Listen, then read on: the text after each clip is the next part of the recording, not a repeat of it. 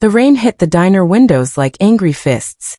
I sat across from my brother Eli, picking at a burger I couldn't finish. My stomach felt twisted into knots. Dad had called that morning, saying he needed to see us. Something important. When the door chimed, I looked up to see him walk in, clean-shaven for the first time in months, wearing a suit I'd never seen before. But what made my heart stop was the woman hanging on his arm like expensive jewelry.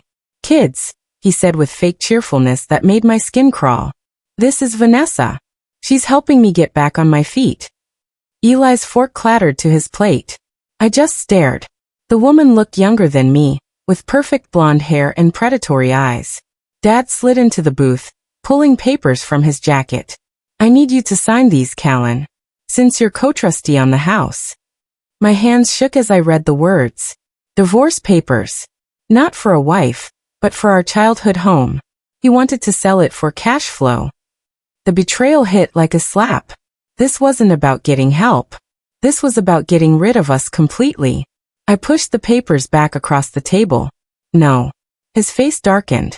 "Callan, be reasonable." I said no. I watched through the rain-streaked window as Dad walked away with Vanessa. His umbrella covered them both while Eli and I sat in that cold diner, abandoned again. The truth settled in my chest like ice water. My dad didn't die when Mom did. He just stopped being our father. That's when I knew everything had changed forever. The man who raised me, who used to read me bedtime stories and teach me to ride a bike, was gone. In his place stood a stranger who saw his own children as obstacles to his new life. I paid the check with money I couldn't afford to spend. Eli hadn't said a word since Dad left. His face was stone, but I could see the hurt burning in his eyes. The same eyes that used to light up whenever Dad came home from work. "Come on," I whispered. "Let's go home." As we walked to my beat-up car, I made a promise to myself. I wouldn't let this destroy us. Somehow, I'd find a way to protect what was left of our family, even if it meant fighting the man who was supposed to protect us. Even if it meant becoming someone I never thought I could be. My name was Callan Quinn. Or at least, it used to be. I was 27, fresh out of college with an accounting degree. I'd been 3 months into a corporate internship when Mom got her diagnosis. Stage 4 cancer. The doctors gave her 6 months. I quit everything to take care of her. Bills, insurance, hospital visits, medications. Dad called me heroic for handling it all. He said he was too emotional to deal with the paperwork. Looking back, I should have seen the signs. How he started working late more often. How his business trips got longer. How he stopped asking about Mom's treatments or holding her hand during chemo sessions. When she died 8 months later, I thought grief was what made him distant. I made excuses for his silence, his empty stares, his sudden need to clear his head with weekend trips. Then came the morning he packed 2 suitcases and said he needed space to figure things out. That was 3 months ago. 3 months of broken promises and empty voicemails. 3 months of watching Eli's hope die a little more each day. Now I knew the truth.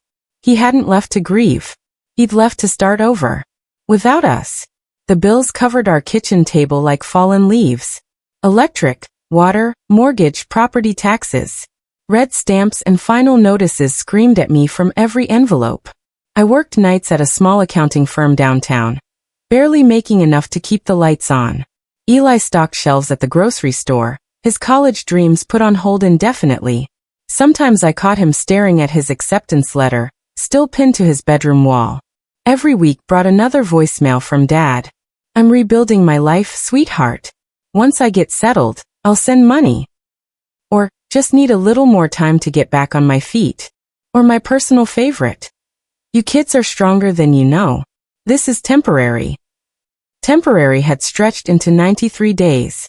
I knew because I'd been counting. The worst part wasn't the money. It was the hope that died a little more with each broken promise. Eli still listened to every message, believing Dad would come through. I'd stopped playing them weeks ago. Instead, I learned to forge Dad's signature on the mortgage papers. I sold Mom's jewelry to pay for groceries.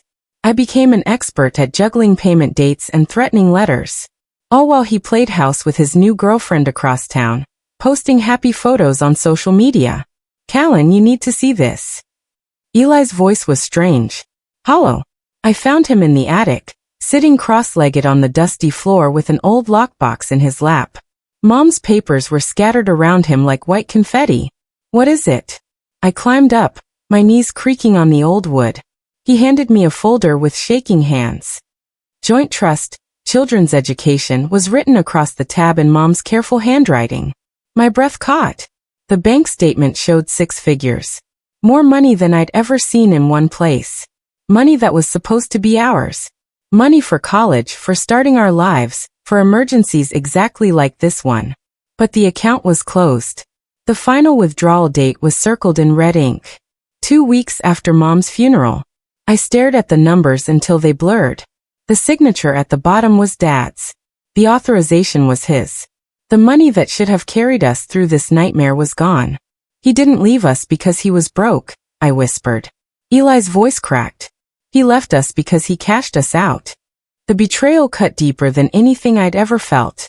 Dad hadn't just abandoned us. He'd stolen our future while pretending to grieve our mother. I didn't confront him. I didn't scream or cry or demand answers. Instead, I did what I did best. I pulled every record I could find. Bank statements, transfer receipts, account histories. My accounting background became my weapon. Every transaction told a story, and I was fluent in the language of money. Late at night, while Eli slept, I built spreadsheets that mapped Dad's financial betrayal. Dates, amounts, destinations. The pattern was clear once you knew how to look. He'd been planning this for months. Maybe longer. The education fund was just the beginning. He'd drained Mom's savings account 2 days before she died. Closed her retirement fund a week later. Even sold her car without telling us, forging her signature on the title, while she lay unconscious in the hospital. While I was holding Mom's hand in the hospital, Dad was liquidating her life. I printed everything. Made copies. Stored files in 3 different places. My mother had taught me to be careful with important papers. She'd also taught me that when someone shows you who they are, you should believe them. Dad had shown me exactly who he was. Now it was time to show him who I could become. Vanessa's company didn't exist until 3 days after Dad left us. I found the business filing online. Sterling Consultancy Services. Registered to a P.O. box downtown. 1 employee. 1 owner. Vanessa Sterling. But the bank routing numbers were familiar. The same ones from Dad's accounts. The same ones that had processed our education fund withdrawal. I traced every deposit, every transfer, every digital breadcrumb. Dad's name wasn't on any paperwork, but his money was everywhere. The company was a shell, a way to hide stolen funds behind legitimate-looking business expenses. They thought they were clever. Create a fake consultancy, pay Vanessa a salary from the company, use Dad's hidden money to fund their new life together. What they didn't count on was that I understood their system better than they did. Every transaction left a trail. Every transfer created evidence. Every forged signature could be proven with the right documentation. I had all the documentation. Mom always said accounting was like detective work. You follow the numbers until they tell you a story. This story was about theft, betrayal, and 2 people who thought they could steal from grieving children without consequences. They were about to learn how very wrong they were about that assumption. Eli wanted blood. We should go to his apartment, he said, pacing our living room like a caged animal. Bang down the door. Make him face what he's done. I watched him wear a path in Mom's old carpet. His anger was righteous, burning clean and bright. Part of me wanted to feel that same rage. Instead, I felt cold. Calculating. Screaming won't get our money back, I said quietly. So what? We just let him get away with this. I looked at the stacks of evidence covering our coffee table. Bank statements, business filings, transfer records.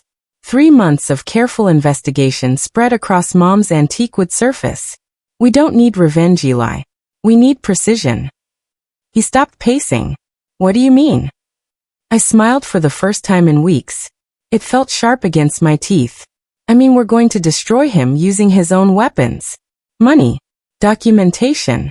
The legal system he thinks he's so smart at manipulating. Eli sat down slowly. You have a plan. I have several plans.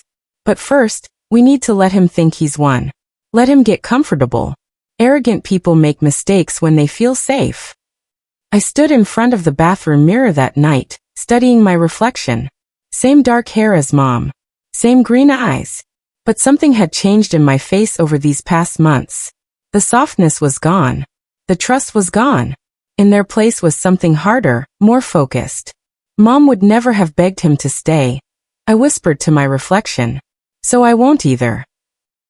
The woman looking back at me wasn't the same person who'd signed Dad's mortgage papers, or made excuses for his absences.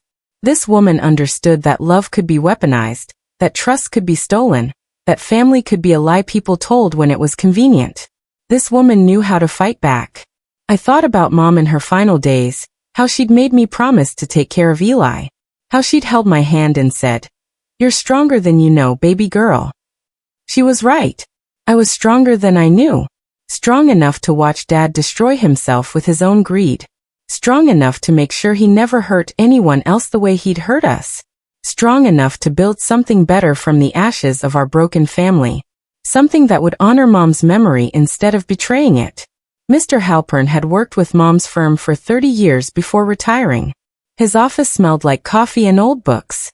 He reviewed my evidence files with the careful attention of a surgeon. "Your father committed federal tax fraud," he said finally, removing his reading glasses. "Wire fraud too, probably. But if you file charges yourself, you'll be dragged through years of legal battles." My heart sank. "So there's nothing we can do?" He smiled. "I didn't say that.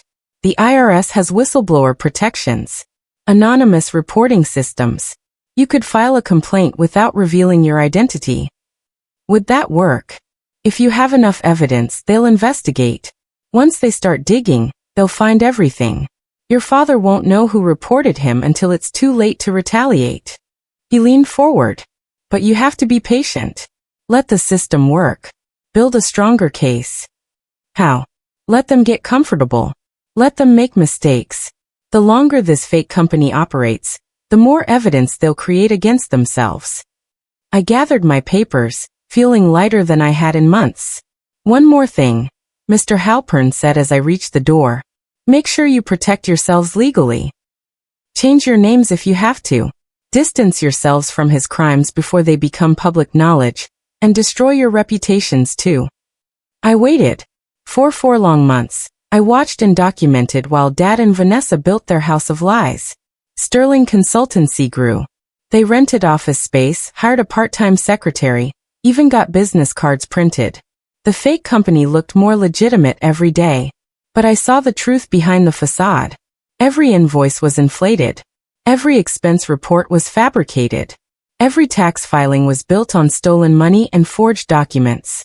My spreadsheets grew more detailed. I tracked their spending patterns, their fake client meetings, their increasingly bold financial manipulations. They were getting careless, confident in their success. Meanwhile, Eli and I kept our heads down. We paid bills, went to work, lived quiet lives. To the outside world, we looked like 2 kids struggling to get by after their father abandoned them. Nobody suspected we were building a case that would bring down everything Dad had stolen to create. The hardest part was the waiting. Every day brought new evidence of their crimes, but I couldn't act yet. The case had to be airtight. Mr. Halpern was right. Patience was our weapon. Dad's greed would be his downfall. I just had to wait for him to hang himself with his own rope. And he was tying the noose tighter every single day. Eli called me at work, his voice shaking with rage. "Check Dad's Facebook page." Now, I pulled up the site on my computer, my hands trembling as I typed. The photo hit me like a physical blow. Dad and Vanessa on a beach somewhere tropical. Her left hand prominently displayed, showing off a diamond ring that probably costs more than our yearly rent. The caption made my stomach turn. "Starting our new family." She said yes. New family. As if Eli and I had never existed. As if Mom had never existed. I stared at that photo until my vision blurred. They looked so happy, so carefree. 2 people celebrating their love with money stolen from dead women and abandoned children. Callan. Eli's voice seemed to come from far away. I closed the laptop with careful precision. The ring on Vanessa's finger sparkled with our stolen inheritance. The tropical vacation was funded by Mom's life insurance. Even their happiness was built on our suffering. Then let's bury the old one, I said. My voice was steady, ice cold, final. The time for waiting was over. They'd just made their biggest mistake, flaunting their theft in public for everyone to see. The courthouse felt like a church. Quiet, serious, full of important papers and life-changing decisions. Eli and I sat in plastic chairs, waiting for our number to be called. The petition was simple. Legal name change from Quinn to Monroe. Mom's maiden name. The name she'd given up when she married Dad. The name that belonged to a family line that valued honor over money. Reason for change? The clerk asked when our turn came. I looked at the form, then at Eli. He nodded. Correction of identity, I said. The clerk stamped our papers without comment. 27 years of being Callan Quinn ended with the thud of an official seal. Outside the courthouse, I felt lighter. Free. Like I'd shed a skin that never fit properly. How does it feel? Eli asked. I thought about it as we walked to the car. Like coming home. Monroe. It felt right on my tongue. Strong. Clean. Honest. Everything Quinn had never been. From this moment forward, we belonged to a different legacy. One built on integrity instead of greed. One that Mom would have been proud to claim as her own lasting gift to us that never been. We held a quiet dinner that night. Just the two of us, Mom's photo on the table between mismatched candles. No tears. No anger. Just peace. I'd made Mom's recipe for pot roast, the one she used to make on Sundays. The kitchen smelled like memory and hope. Feels like we buried him too, Eli said, raising his water glass. I considered that. No. He buried himself. We just stopped digging him out. We ate in comfortable silence, two people who'd finally found their way back to themselves. The paperwork was done. The name change was official. We were Monroe now, connected to something bigger than Dad's betrayal. After dinner, I opened my laptop and created new email accounts. New business cards. New everything. Tomorrow, Callan and Eli Monroe would start building something their mother would be proud of. Tonight, the Quinn children were finally laid to rest. I looked at Mom's photo in the candlelight, her gentle smile watching over our quiet celebration.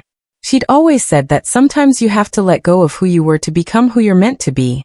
We were finally ready to become the people she'd raised us to be. People who chose integrity over convenience, truth over comfort. Monroe Accounting opened 6 weeks later in a small office downtown. 2 desks, 1 computer, and a dream of helping people instead of stealing from them. Our first client was Sacred Heart Community Center, a nonprofit that helped homeless families. Dad had rejected their account years ago, calling them charity cases who can't pay real fees.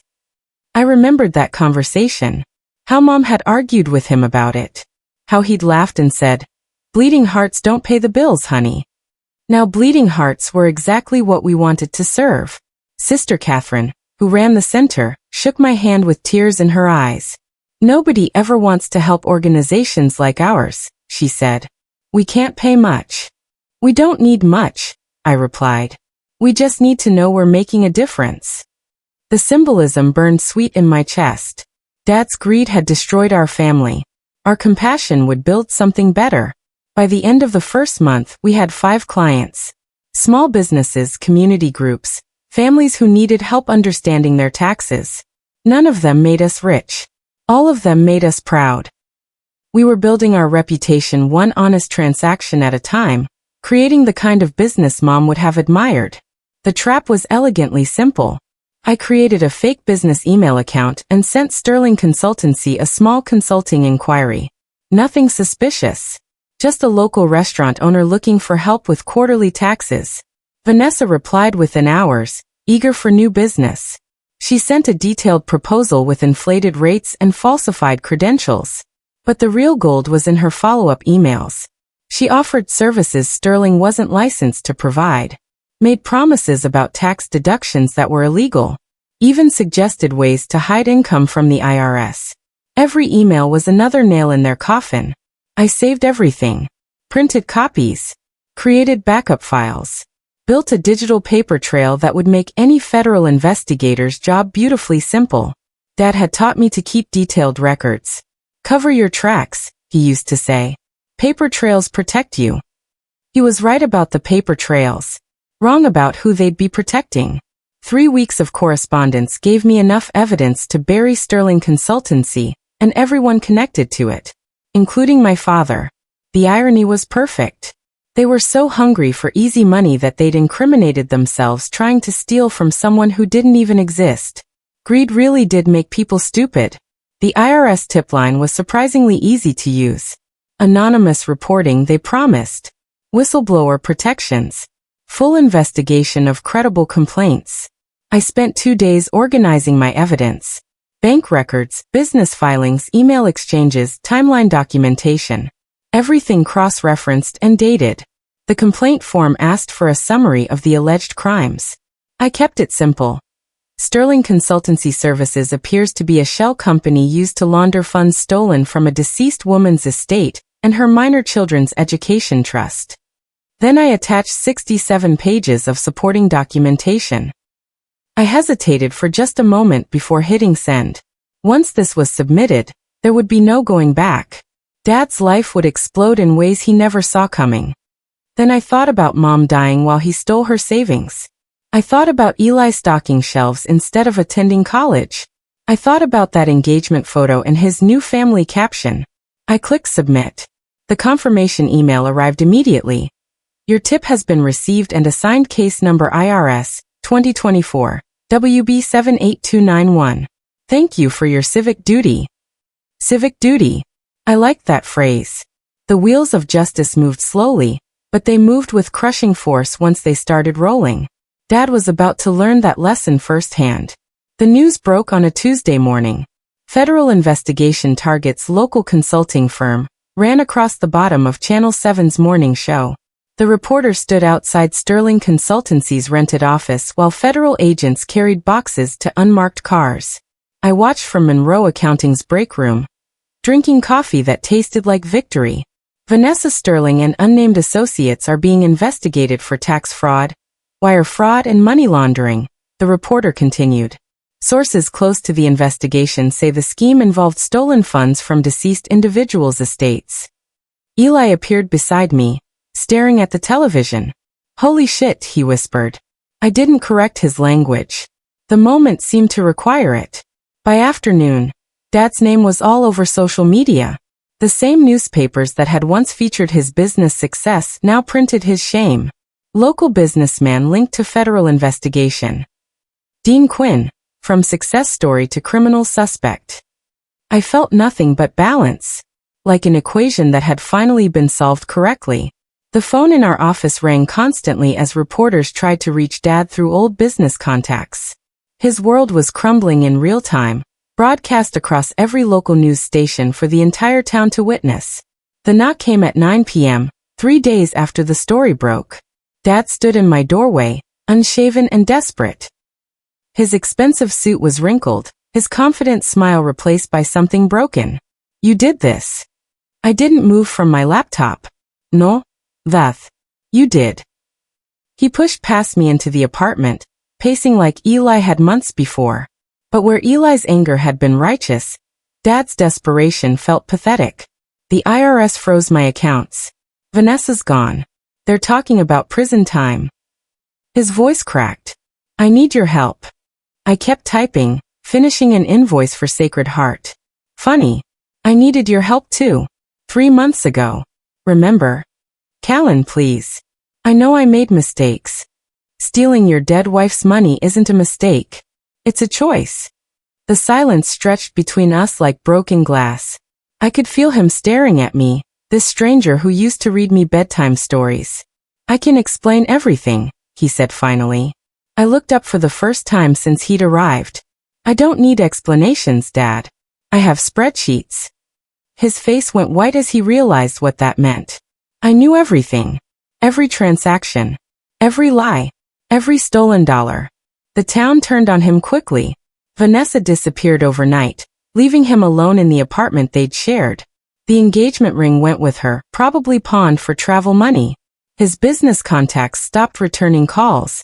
Former friends crossed the street to avoid him. The country club revoked his membership. For the first time in his life, Dad experienced what he'd inflicted on us. Being abandoned when money ran out. Being left behind when things got difficult. The house he'd bought with Vanessa was repossessed. His car was seized as evidence. Even his golf clubs were confiscated as potential assets. I watched it all from a distance, feeling nothing but justice. Mom used to say that karma was just the universe keeping accurate books. Her murderer was finally getting his bill. The man who'd valued money over family was learning what it felt like to lose both. His former colleagues whispered about him at the coffee shop. His neighbors avoided eye contact. The respect he'd spent years building crumbled in days. He'd made his choice when he decided we were disposable. Now he was learning that loyalty bought with stolen money disappears the moment the theft is exposed. Fair weather friends scatter like leaves in a storm. First National Bank called Monroe Accounting on a Thursday afternoon. "We need compliance review services," the account manager explained. "We're cleaning up some irregularities in our small business accounts." The irony was perfect. First National was the same bank that had flagged Dad's suspicious transfers. Now they wanted to hire me to help clean up the mess. I quoted them a fair rate, submitted our credentials, and signed a 6-month contract. Our biggest client yet. On my first day, the compliance officer walked me through their problem cases. Sterling Consultancy was at the top of the list. "Obvious money laundering," she said, showing me the transfer patterns. "Amateur hour stuff. Whoever reported this did our investigators a huge favor." I nodded professionally. "The paper trail looks very thorough." "Exactly. Someone really knew what they were doing." I spent the morning reviewing the same evidence I'd compiled months earlier, now from the other side of the investigation. It felt like reading my own diary. By lunch, I'd identified 12 additional irregularities the bank had missed. My expertise was helping them build an even stronger case against Dad. Mom would have appreciated the poetry of it. Her daughter's skills being used to expose the man who'd betrayed her trust. I looked at my reflection in the office window that night, watching my face outlined against the city lights. Same green eyes as Mom. Same dark hair. But the hardness was gone, replaced by something calmer. More centered. "Mom, you'd be proud," I whispered to my reflection. Not because he lost, but because we didn't. We hadn't let his betrayal make us bitter. We'd used it to become better. Eli was enrolled in community college, studying business management. Monroe Accounting was growing steadily, building a reputation for honesty and competence. We were succeeding not by stepping on others, but by lifting them up. Dad had taught us what not to be. Mom had taught us what we could become. The difference was everything. Through the window, I could see people walking home from work, families going to dinner, couples holding hands. Normal people living honest lives. We belonged to that world now. Not to Dad's universe of lies and stolen money. For the first time in months, I felt genuinely happy. Not vindicated or satisfied with revenge, but truly content with who we were becoming. Mom's children, not his. The receptionist's voice carried clearly through Monroe Accounting's small lobby. "Please wait. Ms. Monroe will see you now." I watched Dad through my office window as he froze, staring at the nameplate on my door. Callan Monroe, managing partner. His face went white. "You changed your name?" I gestured to the chair across from my desk. "No. I reclaimed it." He sat heavily, looking older than his 53 years. "Federal investigation aged people quickly. Monroe was your mother's name." "Yes. The name of a family that valued integrity over profit." He flinched. "Callan, I need your help. My lawyer says if I cooperate with the investigation, show remorse, maybe pay restitution. You want me to help you avoid consequences for stealing from your own children? I never meant for things to go this far." I opened his file. 3 months of documentation. Every transaction. Every lie. Every broken promise. You liquidated Mom's savings while she was dying. You forged her signature on her car title. You stole our education fund and spent it on your girlfriend. Each word hit him like a physical blow. Which part didn't you mean to go that far? The theft? The fraud? Or just getting caught? "I know I screwed up," he said, his voice breaking. "But I'm still your father." I studied him across my desk. This man who'd shaped my childhood, who'd taught me to ride a bike and helped with homework. Somewhere inside him was the person who'd loved Mom, who'd held me when I had nightmares. But that person had died with Mom. The man sitting here was a stranger wearing Dad's face. You stopped being our father the day you chose money over family. He leaned forward desperately. We can fix this. You're good with numbers. You understand the system. Help me make this right. You taught me that money defines loyalty, I said quietly. So let it define yours. I stood and walked to the door. Where are you going? I'm walking you out. Like you walked out on us. He followed me through the lobby, past Eli's desk, past Mom's framed photo on the wall. At the door he turned back. What about forgiveness? What about second chances? I thought about Mom in her hospital bed, trusting him to take care of us. I thought about Eli's college dreams dying in a grocery store stockroom. You already had your second chance, I said. You used it to steal from your dead wife. The door closed between us with a soft click. Through the glass, I watched him walk away alone, just like he'd left us. I watched Eli hang Mom's framed photo in our conference room, positioning it carefully on the wall where clients could see it. The brass plaque beneath read, "Integrity is the inheritance that never depreciates."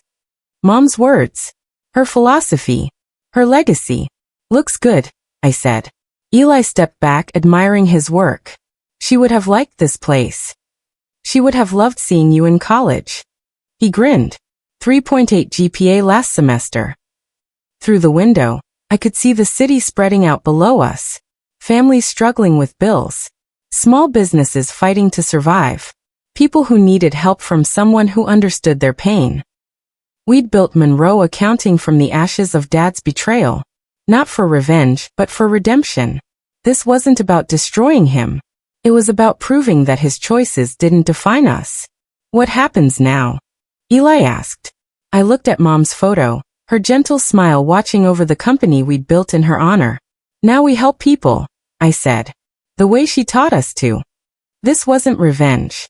It was correction. And it felt exactly right. We'd reclaimed our identity, our integrity, and our future. Dad had tried to steal everything from us, but he couldn't steal who we chose to become.